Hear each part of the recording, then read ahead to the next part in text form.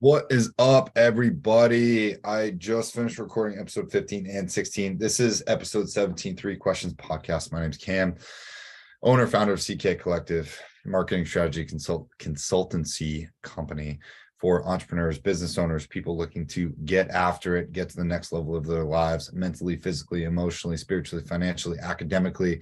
I specialize in those six spheres. Wow, spheres. I can't even talk right now. This is the third podcast in a row I'm doing tonight. I have a lot of good questions that I've actually written. These are questions coming from me. Last one was pretty good. Episode 15 was also very good. Go and listen to those. If you haven't listened to them, make sure you're subscribing and reviewing the podcast. It helps get it to more people. If and when we're getting a lot of downloads, and I am very supportive. I have not had a ton of time to do these on a regular basis. That was all foreseen though. So here we are. I want to thank our sponsor, Ad Sciences, a company out of Boston. Ad Sciences is the data science platform and digital advertising service that runs the world's best performing Facebook and Instagram ad campaigns. Their clients are agency partners that get significantly more higher quality leads, as well as more sales at a lower cost per lead and cost per sale, with a much higher return on ad spend than they've ever been able to achieve. Ad Sciences is a great fit for companies that have both a product and a service, whether you're B2B or B2C, and they work across every single globe, every single country. And they also they also are experts in micro audiences as well. You can do a free audit with them. If you want to learn more about how this works, go to adsciences.com. That is ADS sciences.com, or you can reach out to my good friend Howie at appanite.com. That is APPANITE.com. Howie at appanite.com. I have referred Howie a ton of clients and customers over the year.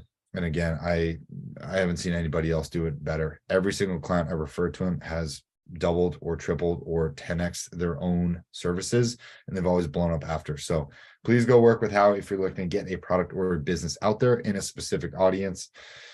You won't regret it. I promise you that. Okay, let's hop into it. Okay, I have a few good questions that I want to get out there. Number one, let's talk about it. Should I be taking cold showers every day? Why or why not? Okay, here's the deal. This is a very personal thing for me. Cold showers, I think if I can take a 2-minute cold shower, as cold as possible as that shower can go, if I can stand there for 2 minutes and take that, I can deal with anything else in my day. I didn't really believe it. I'm probably 2-3 months into doing this every single day, 7 days a week. I do it first thing in the morning, right? Or after my morning run, whenever my first shower of the day is, I make sure that it is a 2-minute cold shower. I will either keep it cold and I will hyperventilate before I go into it, or I will go into it, right? Wash, do my business, whatever, and then I'll turn it freezing cold, okay? As cold as possible. And I will do 1 minute on the front, okay? Face, chest, arms, armpits, legs, right? My reproductive area. I will take 1 minute of that freezing cold punishment, and then it will turn around and I will let it hit the nape of my neck, the back of my head, and I will stand there and I will just tense all of my whole body for a whole minute. And then I get out, bam, huge release of dopamine, okay? And I will tell you why this happens. So when you are, from a scientific perspective, when you are in a fight or flight scenario, such as a cold shower, your body is very easily tricked into thinking that it is dying. You are experiencing cold, out of the norm. What your body does is it shunts blood from your extremities, right? From your manos, from your hands. It takes the blood and it puts it to all of your vital organs. Why?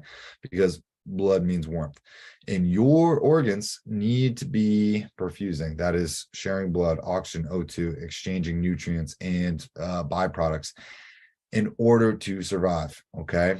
There are a lot of organs that need blood and need to keep blood cycling. Okay, your spleen and your liver filter so much freaking blood. It is insane. So what this does, when your body shunts that blood into the middle, into your thorax, right, your chest and your abdomen, to keep your body warm, your body rewards you for when you get out of that cold. Okay. And the way that it does that is your body releases dopamine. Your body says, hey, good job, right? You fought off whatever it was, that freezing cold, you got out of there. Okay. You fell into the lake and you somehow got yourself out, and now you're warming back up again. Great job. Your body congratulates itself on sort of surviving a very terrifying experience. And this releases a bunch of dopamine, which makes you feel amazing. Okay. Same thing happens when you see all these crazy guys on YouTube or Instagram that hop into a freezing cold. Hey, this is, 36 degrees and it's the middle of winter in Minnesota, and they're hopping into an ice bath and they do it for 2 to 6 minutes. They've built up what is called brown fat. Okay. I'm not going to get into the different types of fat, but they've built up a layer of brown fat that actually insulates them from this cold, which is why guys are able to do that for a long time. I am a little skinny right now, but eventually, if I continue to do this, right, I can work myself up to doing colder temps for a longer period of time. This is how famous guys like Wim Hof have been able to hike Everest barefoot and go and do that without a shirt, and they're able to do it. These guys have trained themselves to do this over a long period of time. You as a human being probably can't walk off the street and go do those same things, but there are ways that you can work up to this, just like every human being across the planet can get better at something if they continue to work at it over time. Okay. But to answer the question, should you be taking cold showers every day? Why? Personally, for me, in my profession right now, if I take a cold shower first thing in the morning, I can do anything. I feel amazing.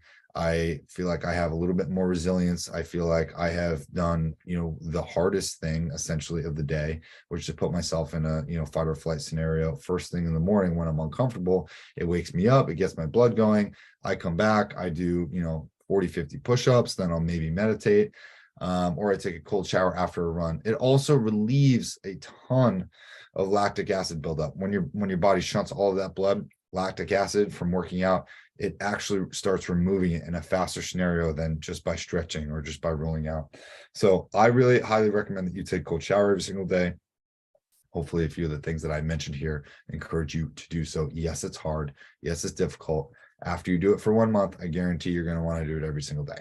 All right. Second question. This is a good one.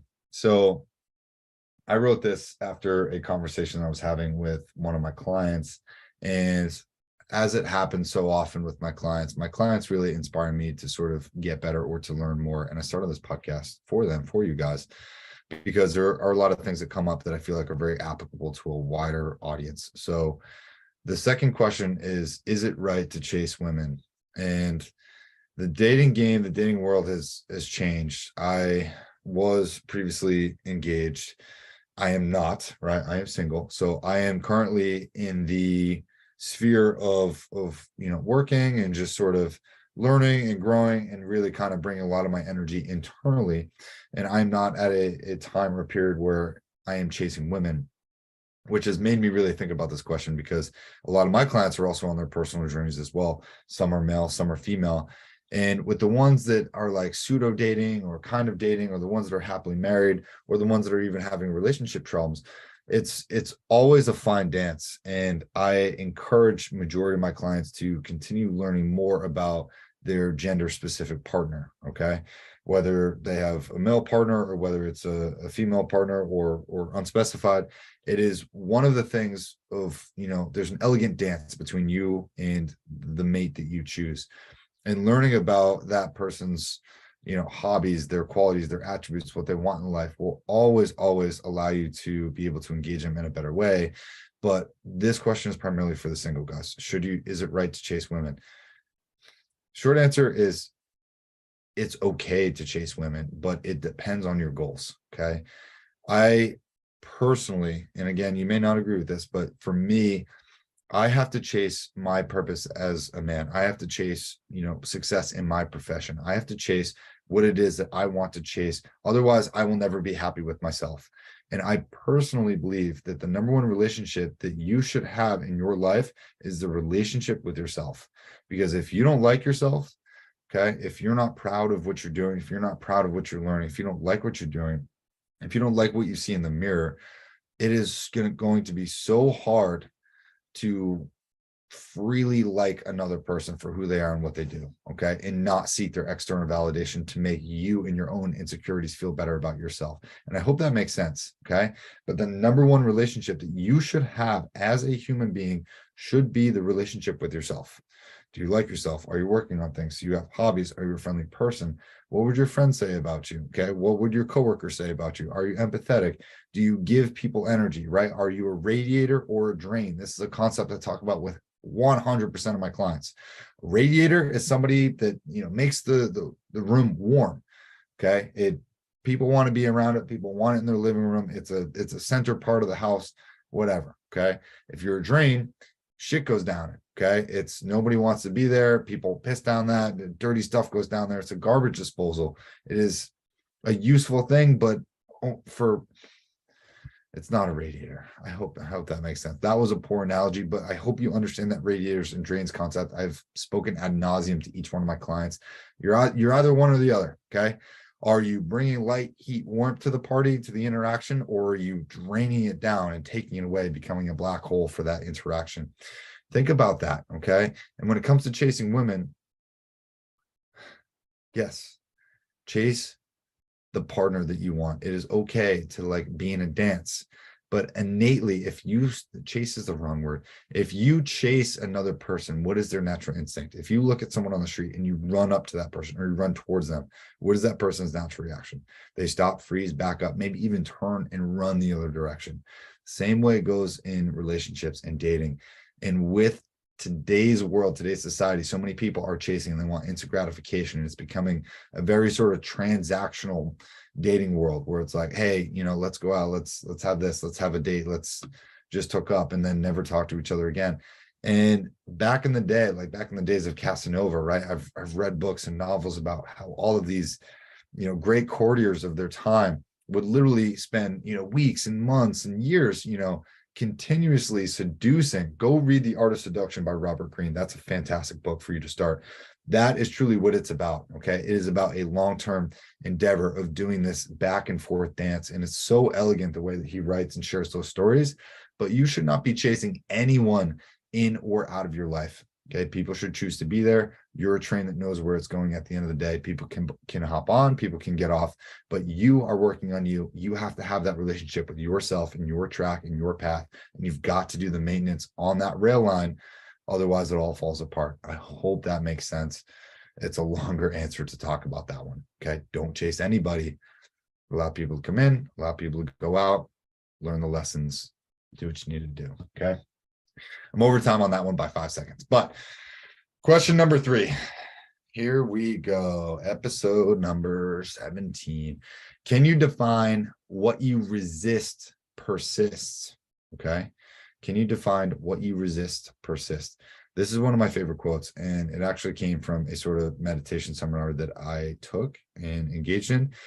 And what I learned is that when we experience failure or when we experience any sort of challenging time, or maybe it's a breakup and we can't understand something and we don't know why, and we ask ourselves all of these questions and we think about it all the time. Okay, a job loss, a partner, or someone died, or there are very challenging things that are part of the human experience that you will not be able to escape. That is a guarantee. You will never be able to avoid sadness, failure, betrayal. These things will happen to you as a human being, and you have got to find a way to accept them. Okay.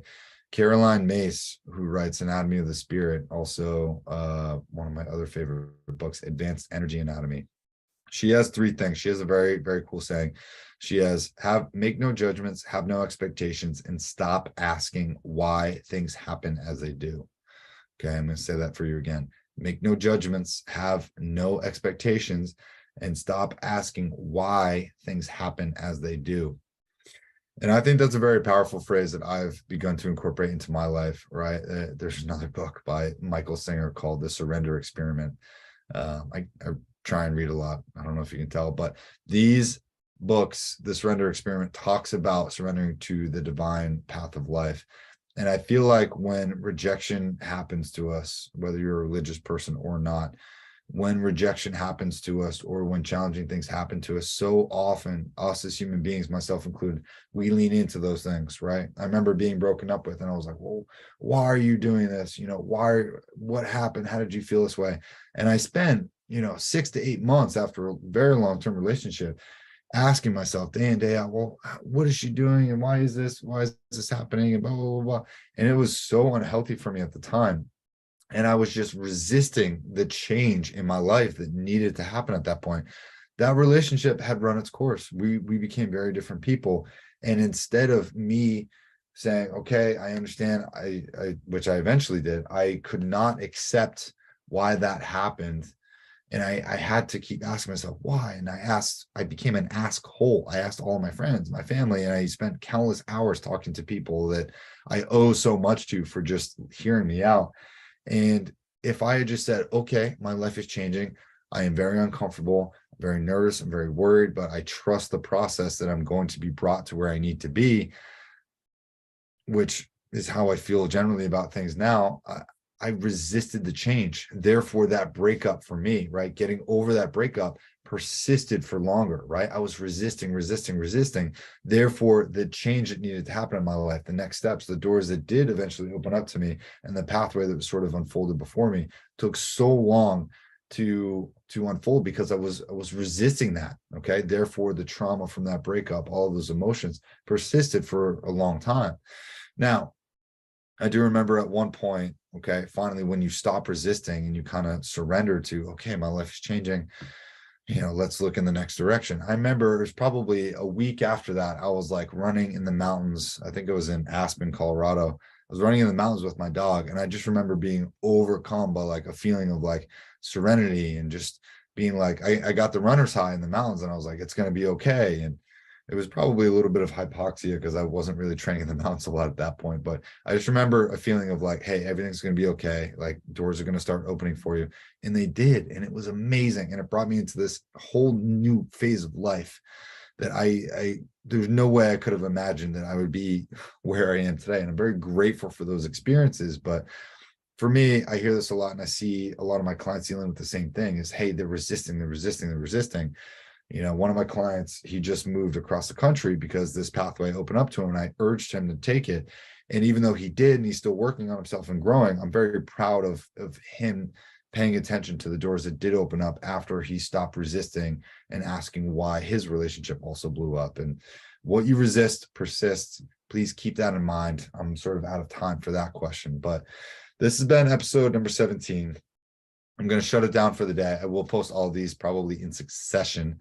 So I hope you really enjoy them. I'm having a lot of fun doing this podcast. I would like to get more guests on here. And I want to thank all of you for listening. I want to thank all of you for submitting questions and having an open mind, especially. It's really tough to have these one-sided conversations with myself. So keep submitting questions. I don't want to just come up with questions then answer my own. If you want to be a guest on here, I would love to ask you questions and have you just sort of spin through them. Again, 5 minutes a question. I hope you take some of these things and learn something from this podcast. And I hope you have a great evening and a great weekend and a great life. Remember, stay focused, stay present, never stop working on yourself, never stop learning, especially, right? Being comfortable and complacent is a bad thing. Okay. So good luck to you all. And I will see you on the next one. Have a good one. See you.